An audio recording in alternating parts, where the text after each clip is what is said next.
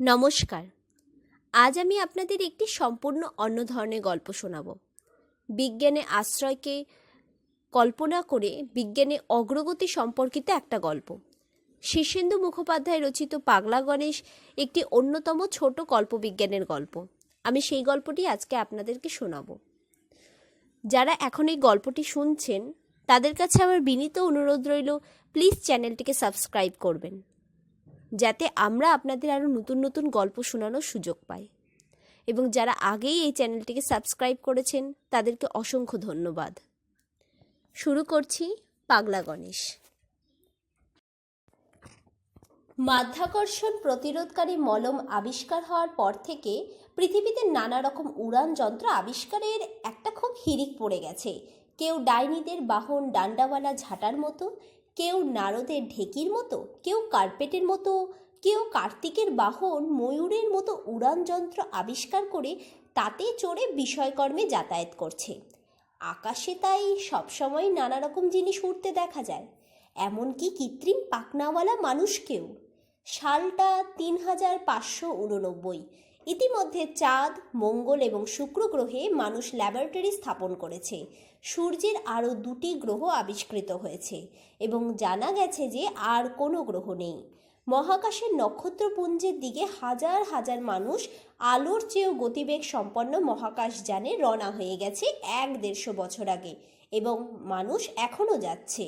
কাছে পিঠে জানা গেছে তাদের ফেরার সময় হয়ে এলো, তবে সেটা ১ মিনিট পর না ১০০ বছর পর তা জানবার উপায় নেই। তা বলে পৃথিবীর মানুষেরা হাল ছাড়েনি। সেই ১-১৫০ বছর আগে যারা জন্মেছিল তারা সকলেই সশরীরে বর্তমান। আজকাল পৃথিবীতে মানুষ মরে না। যারা মহাকাশে গেছে তারা ফিরে এসে সেই আমলের মানুষদের দেখতে পাবে।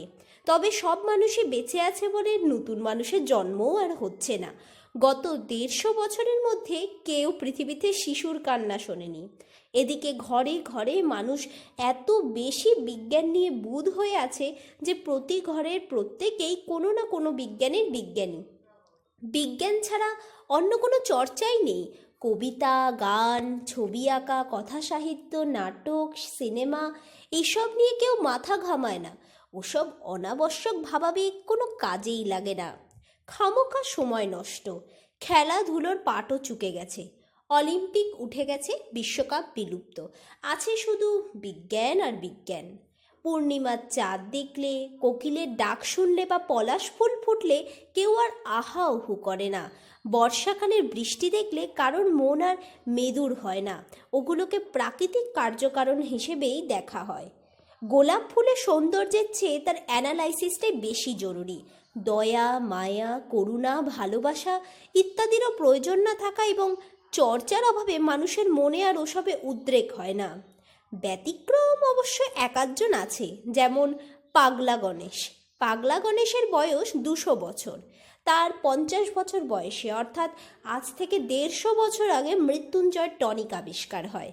গণেশও আর সকলের মতো টনিকটা খেয়েছিল, ফলে তার মৃত্যু বন্ধ হয়ে গেল। ১৫০ বছর আগে যখন সুকুমার শিল্প বিরোধী আন্দোলন শুরু হলো এবং শিল্প, সঙ্গীত, সাহিত্য ইত্যাদির পাঠ উঠে যেতে লাগলো, তখন গণেশের ব্যাপারটা পছন্দ হয়নি। তাছাড়া বিজ্ঞানের বাড়াবাড়িও একটা সীমা থাকা দরকার বলে তার মনে হলো। গণেশ অনেক চেষ্টা করে যখন দেখলো কালের চাকার গতি উল্টো দিকে ফেরানো যাবে না, তখন সে সভ্য সমাজ থেকে দূরে থাকার জন্য হিমালয়ের একটা গিরিগুহায় আশ্রয় নিল। তা বলে হিমালয় যে খুব একটা নির্জন জায়গা তা নয়।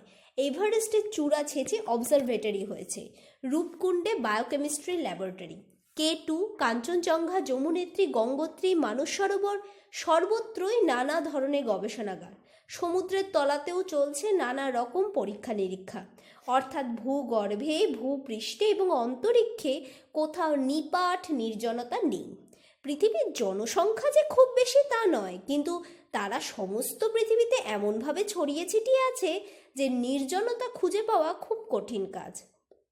এই তো আজ সকাল থেকে গণেশ বসে কবিতা লিখছে।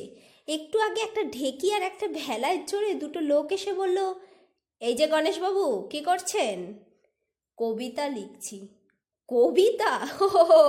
তা আপনার কবিতা শুনছেই বা কে আর পড়ছেই বা কে? আকাশ শুনছে, বাতাস শুনছে, প্রকৃতি শুনছে। কবিতার পাতা বাতাসে ভাসিয়ে দিচ্ছি। যদি কেউ কুড়িয়ে পায় আর পড়তে ইচ্ছে হয় তো পড়বে। হো হো হো হো। কদিন আগে সন্ধ্যাবেলা গণেশ একদিন গলা ছেড়ে গান গাইছিল। তার গানের গলা বেশ ভালোই। হঠাৎ দুটো পাখাওয়ালা লোক লাসা থেকে ইসলামাবাদ যেতে যেতে নেমে এসে রীতিমতো ধমক দিয়ে বললেন, ও মশাই, ওরকম বিকট শব্দ করছেন কেন? শব্দ কি, এ যে গান। গান? ওকেই কি গান বলে নাকি? ধুর মশাই, এ কি বিটকেল শব্দ। একদিন পাহাড়ের গায়ে যান্ত্রিক বাটালি দিয়ে পাথর কেটে ছবি আঁকছিল গণেশ। হঠাৎ একটা ধামা নেমে এলো। একটা মহিলা খুব আগ্রহের সঙ্গে বললেন, এটা কিসের সার্কিট ডিজাইন বলুন তো? বেশ ইন্টারেস্টিং মনে হচ্ছে। ডিজাইন নয়, ছবি, খেয়াল খুশির ছবি। ভদ্রমহিলার চোখের পলক না ফেলে কিছুক্ষণ তাকিয়ে থেকে বললেন, খেয়ে দিয়ে আর কাজ নেই, ছবি হচ্ছে। গণেশ জানে একা সে পৃথিবীর গতি কিছুতেই উল্টে দিতে পারবে না, কিন্তু একা বসে বসে যে নিজের মনের মতো কিছু করবে তারও উপায় নেই। এই মৃত্যুহীন জীবন, এই অন্তহীন আয়ু কি এভাবেই যন্ত্রণার মধ্যে কাটাতে হবে? সুইসাইড করেও তো লাভ নেই। আজকাল মরা মানুষকে বাঁচিয়ে তোলা শক্ত কাজ তো নয়ই, বরং পৃথিবীর জনসংখ্যার ভারসাম্য রাখতে তা করা আবশ্যিক। গণেশের 3 ছেলে, 1 মেয়ে।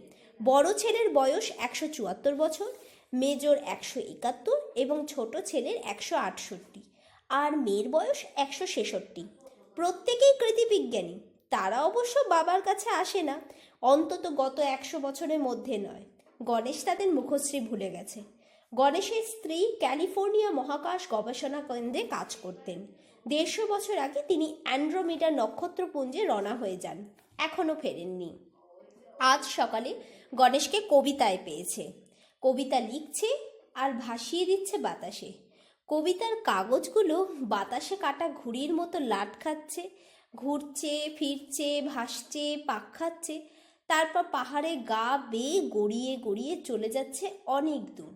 প্রতিদিন যত কবিতা লিখেছে গণেশ, সবই এইভাবে ভাসিয়ে দিয়েছে। যদি কারো কাছে পৌঁছয়, যদি কেউ পড়ে। আকাশে একটা পিঁপে ভাসছিল, গণেশ লক্ষ্য করেনি।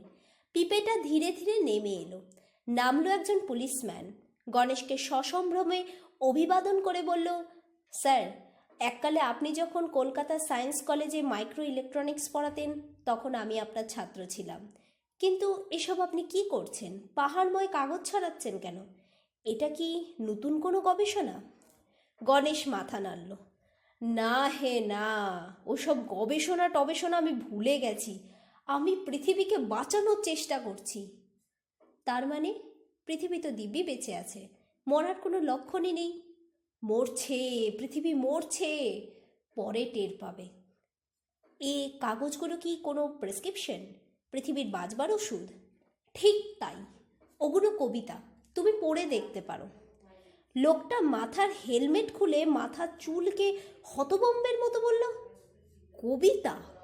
হ্যাঁ, কবিতা পড়ো। লোকটা পায়ের কাছে পড়ে থাকা একটা পাক খাওয়া কাগজ কুড়িয়ে নিয়ে কিছুক্ষণ চেয়ে রইল। কিছু বুঝলে? লোকটা অসহায়ভাবে মাথা নেড়ে বলল, কিছু বুঝতে পারছি না স্যার, কোনোদিন এই জিনিস পড়িনি। তোমার বয়স কত? 151 বছর। বাচ্চা ছেলে? আগে হ্যাঁ স্যার, আমাদের আমলে শিক্ষা নিকেতনে এসব পড়ানো হতো না। শুনেছি তারও অনেক আগে কবিতা নামে কি একটা ছিল। লোকটি নিরীহ এবং ভালো মানুষ দেখে গণেশবাবু হুকুমের সুরে বলে উঠল, মনে মনে পড়লে চলবে না, জোরে জোরে পড়ো। লোকটি কাগজটার দিকে চেয়ে থেমে থেমে পড়তে লাগলো। গ্রহটি সবুজ ছিল, গাঢ় নীল জল, ফিরোজা আকাশ, কোকিলের ডাক ছিল, প্রজাপতি ফুলের সুবাস, আধো আধো বলছিল, টোলে টোলে হাঁটা ছিল, শিশু ভোলানাথ, শৈশব ভাষায় জলে, কবি যে বৃহৎ হলে নামিল আঘাত।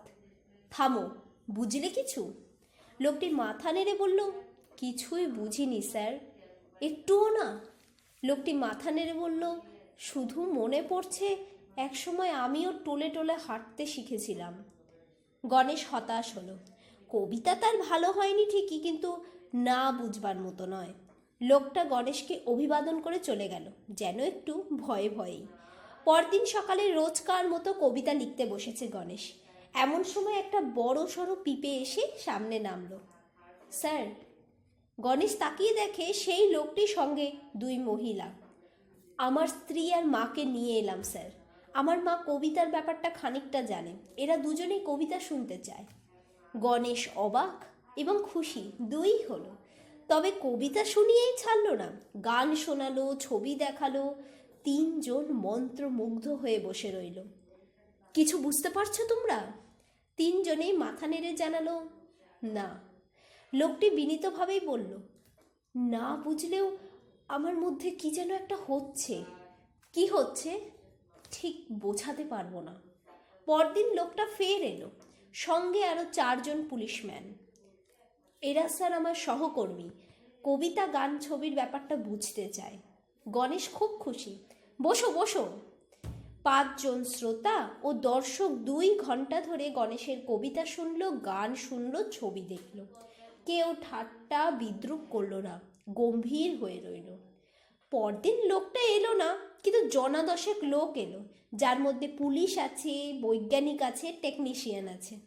পরদিন আরও কিছু লোক বাড়ল, পরদিন আরও আরও।